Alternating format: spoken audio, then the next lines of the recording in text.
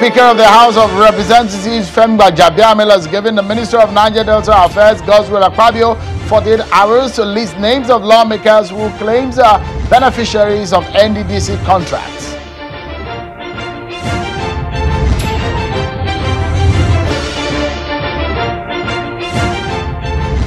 And the Senate today has asked the President to sack service chiefs or officers should resign their positions due to the security situation in the country.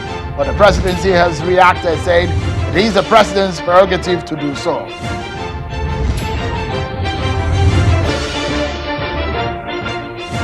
Hello everyone and welcome to the program. This is Politics Today live on Channels Television. I'm Sean Kimbaloye in Lagos. What came out as a very intense session yesterday is spiraling into some very interesting conversation which we thought perhaps would have ended yesterday. But today, we're still on that matter and some of the allegations that are coming through.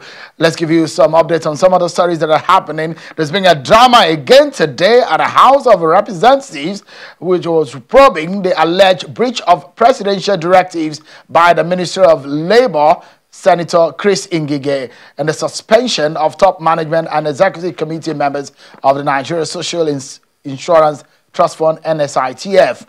The Minister of Labor, Chris Ngige, at a hearing threatened legal action against a member of the House of Representatives, Honorable James Faleke.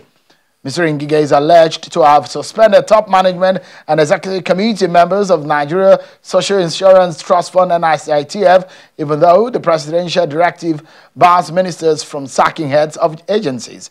The minister had requested that Mr. Faleke recuse himself from the hearing, since he had already passed judgment on him following his statements on the floor of the House when the motion was raised on the 7th of July. Mr. Faleke, in his response, accused Mr. Ngige of passing judgment on the board of the NSITF without proper investigation. His statement further infuriated Mr. Ngige, who vowed to go to court. Mr. Faleke had accused Ngige of hijacking the budget of the NSITF and removing the board to cover his tracks. The minister says his decision to suspend the board was informed by a report from the FCC, which uncovered financial fraud at the NSITF. Mr. Ngige says that the suspension of the board was approved by the president. More intrigues on the program tonight will be unveiling for you, but there are more stories for you on our political roundup.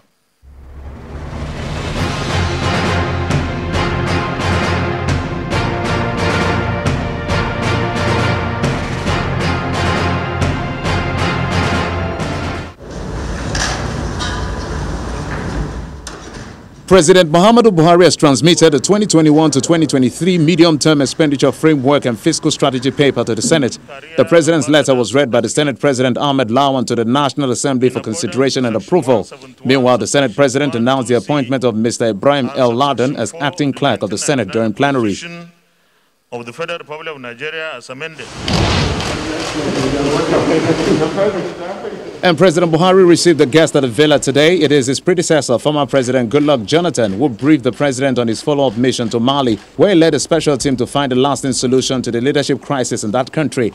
The team had recommended a unity government for Mali, which the former president said the Malian president will be setting up soon. And it appears the controversy over the federal government's special public works program for the employment of 774,000 jobs across the country is far from being over. The House of Representatives is asking the Minister of Finance not to release any funds to the public works program if it will breach due process. The lawmakers are also asking President Muhammadu Buhari to direct the Minister of Labor to follow due process by ensuring that the National Directorate of Employment takes charge of the employment process of the public works program. That he has information. Rather than just have huge rallies. The candidate of the People's Democratic Party in the Edo 2020 governorship election, Governor Godwin Obaseki, believes that the coronavirus pandemic will force the hands of political parties to reach out directly to the people for votes instead of relying on rallies. Mr. Obaseki, who was speaking after the inauguration of the Edo State Campaign Council in Benin City, the state capital, said the campaign strategy will be more tedious but in favor of true democracy. 1, 2, 3, 4. Ondo State Governor Rotimi Akeredolu says President Muhammadu Buhari and the national leader of the party, Bola Tinubu, are instrumental to his victory as APC candidate. Akeredolu emerged the winner of the Ondo State All Progressives Congress primary, polling 2,458 votes to defeat other 9 aspirants in the election. Akeredolu says he's confident that come October 10, 2020, APC will carry the day.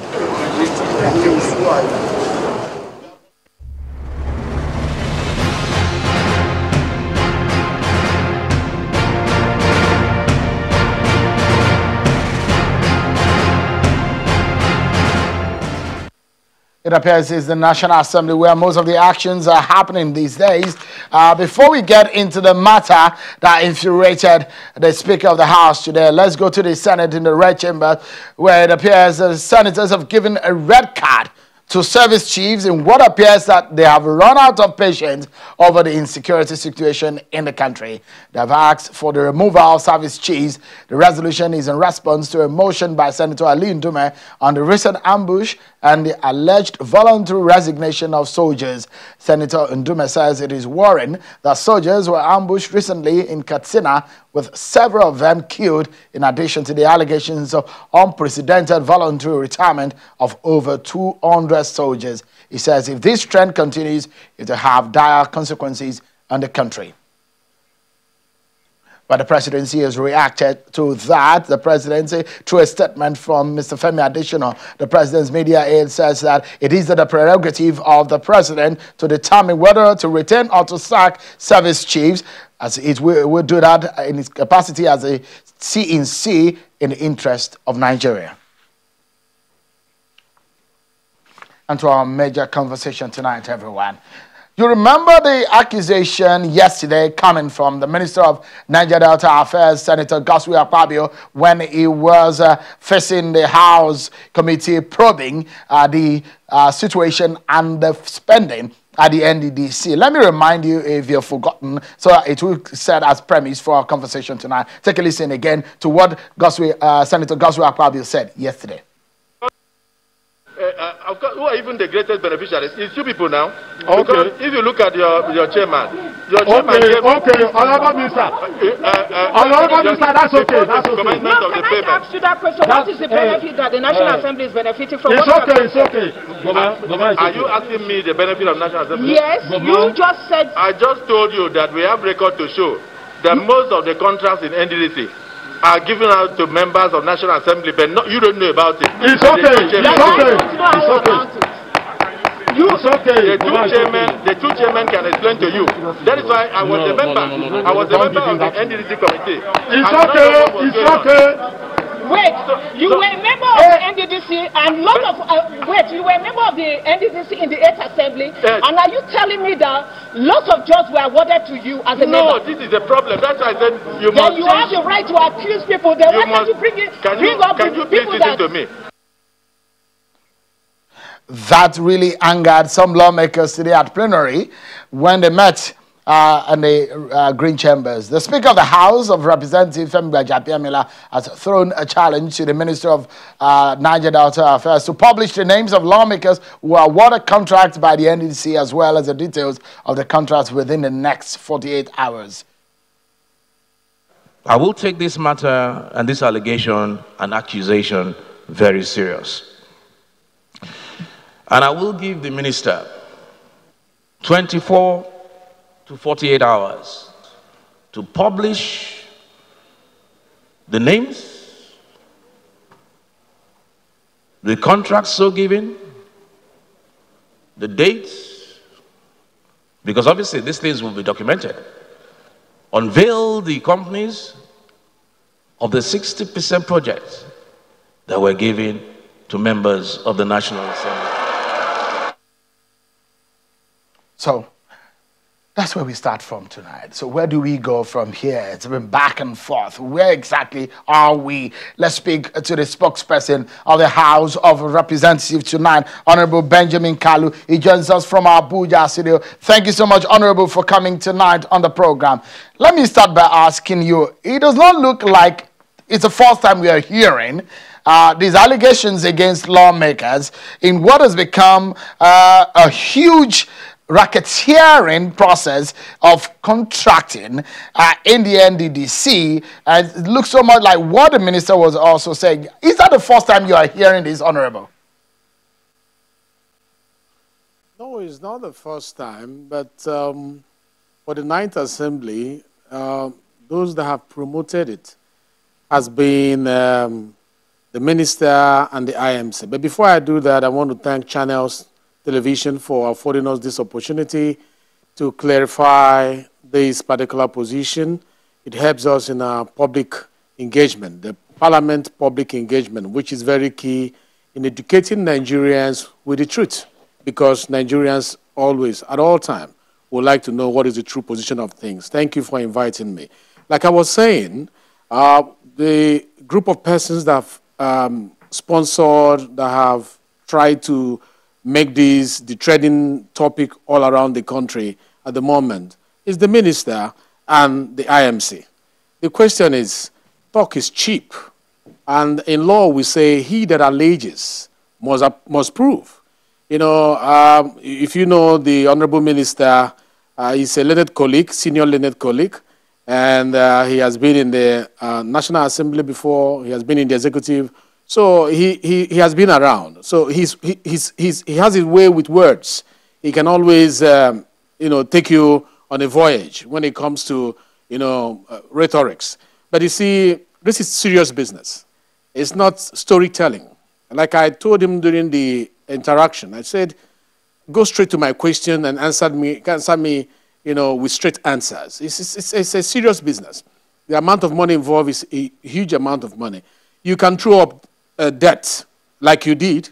For 3 months, 2 months, you were throwing up debt on a young politician, Tunji Ojo, you know, and accusing him that there was an infraction on him. Nigerians believe it. In fact, it was the selling point. Everybody believed that we compromised. I'm a member of that committee, outside being a spokesperson of the House. I'm a member of that committee, and I'm also from that region. So I'm a major stakeholder in the Niger Delta.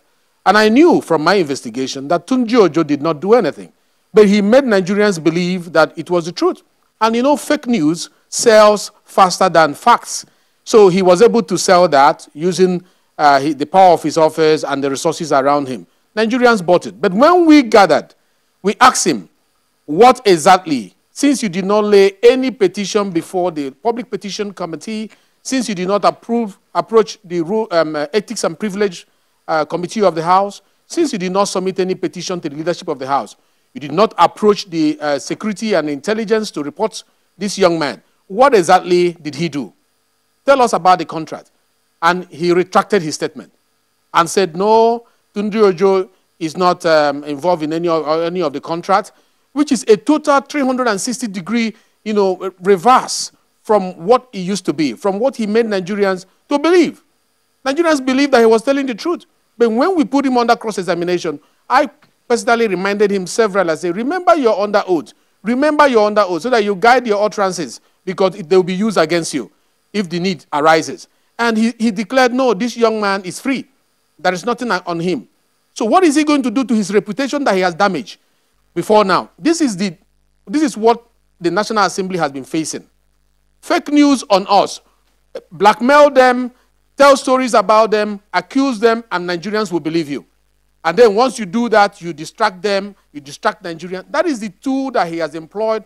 Many agencies are employing, making us look bad. But when you ask them... Honorable, if I may jump in quickly, Honorable, it was seen and some perception was taken away by some people in some quarters that the minister and perhaps some officials of the NDDC they were cowed, they were bullied in some way, they were not allowed to freely express themselves, and they were being cut in at some point.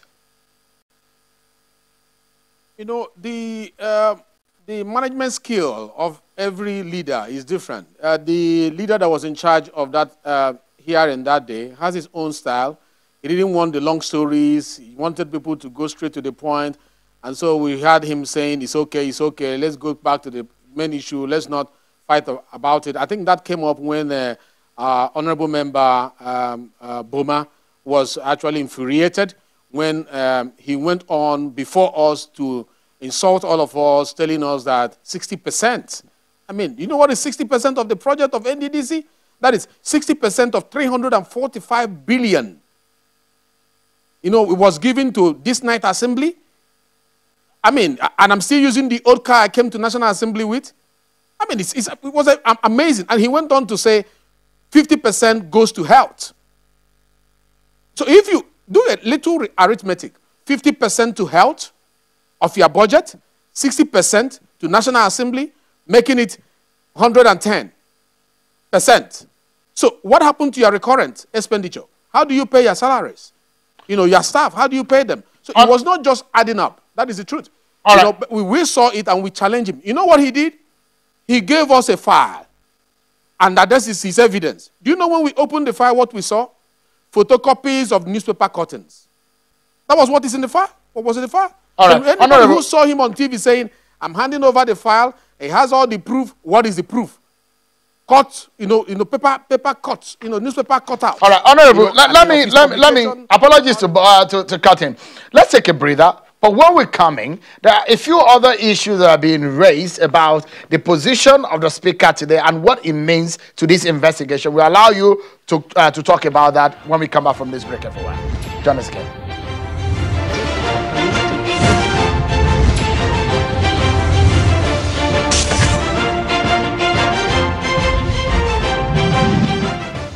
Thank you so much, everyone, for staying with us. Let's get back to the conversation with the spokesperson of the House of Representatives, Honorable Benjamin Kalu, in our Abuja studio. Thank you so much, Honorable Kalu. For the statement made by the Speaker of the House today, isn't it preemptive of the outcome of the probe panel? Because there is a process in place, but when the Speaker has asked the Minister to name names, to give names, could that be seen as a preemptive measure? Oh, not at all. You know, this Ninth Assembly is one of the best I have seen. I don't say it because I'm a member. I say it because of the leadership style of the man who is in charge of the House of Representatives.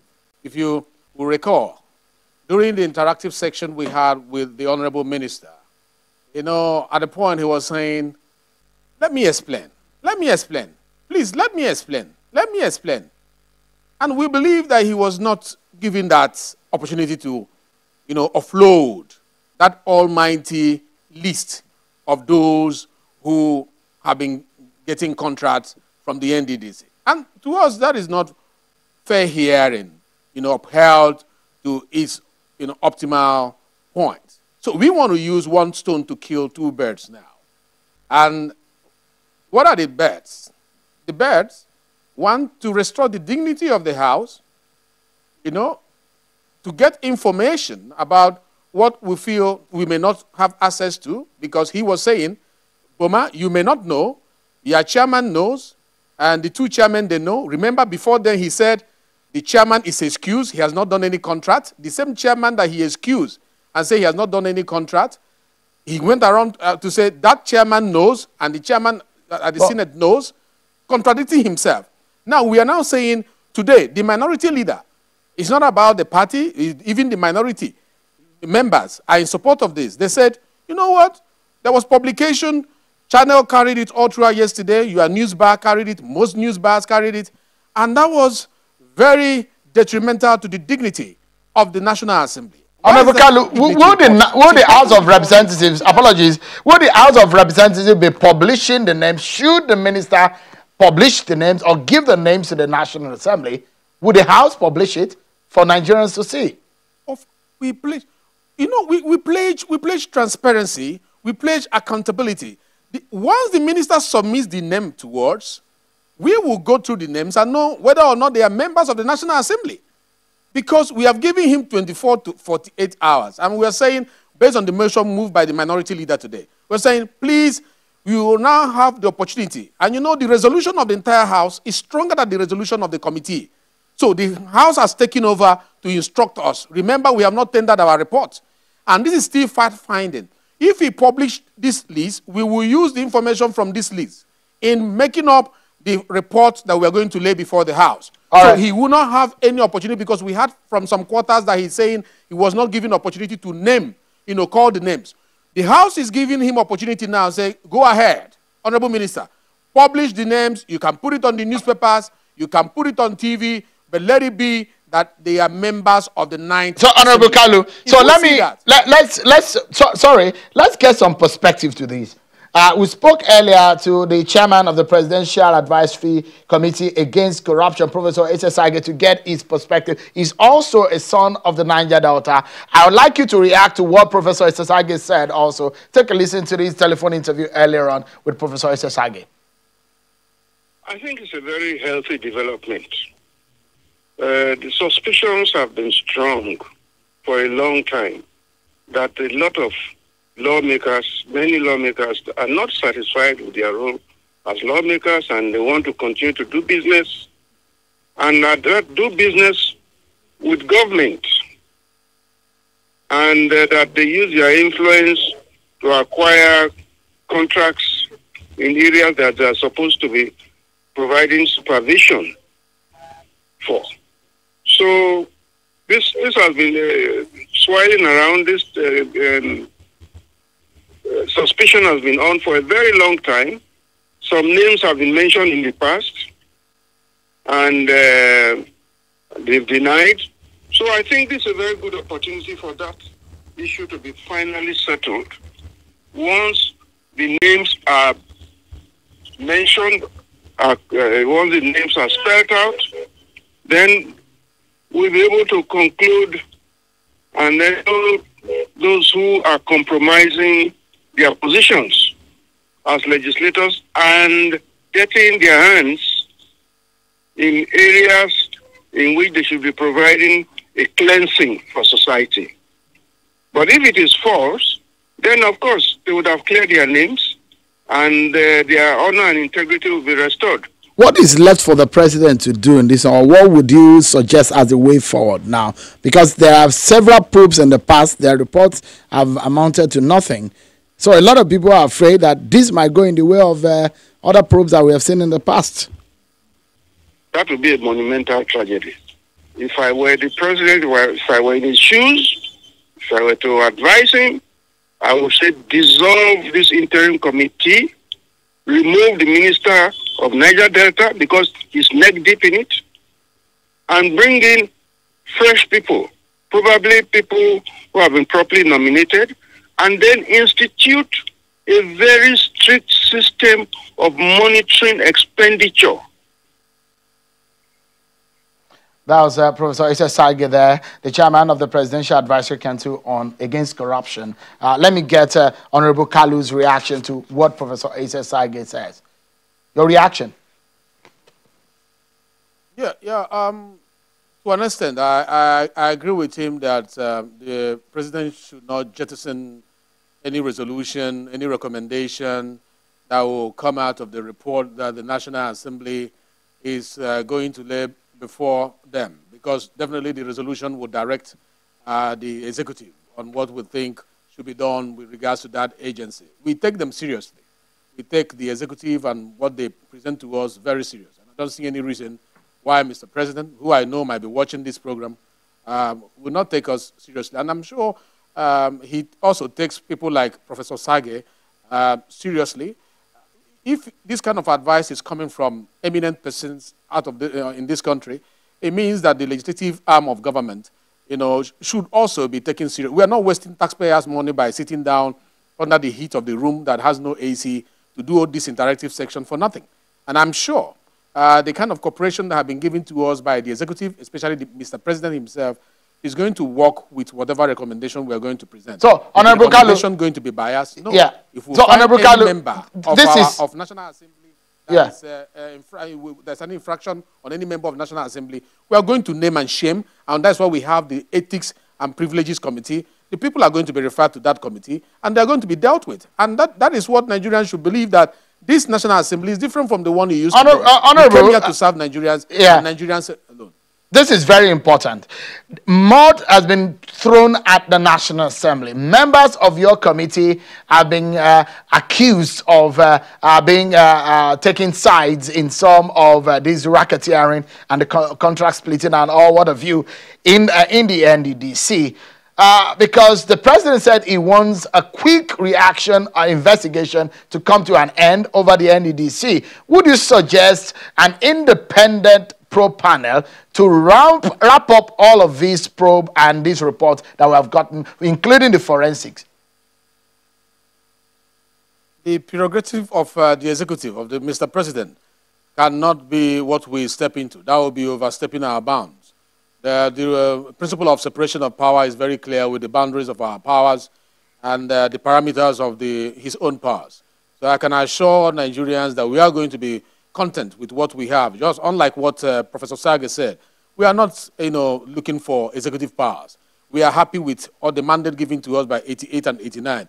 But what we're only asking is that when we're executing it, when we are carrying it out, we should be allowed to carry it out without fear or favor, affection or ill will. And all this suspicion, like he mentioned, there have been suspicion. There will always be suspicion, not only in Nigeria, it's all over the world. Right. But appearance is not reality. Perception may not be reality. What I encourage Nigerians to do is to give us that benefit of the doubt that we actually came to serve.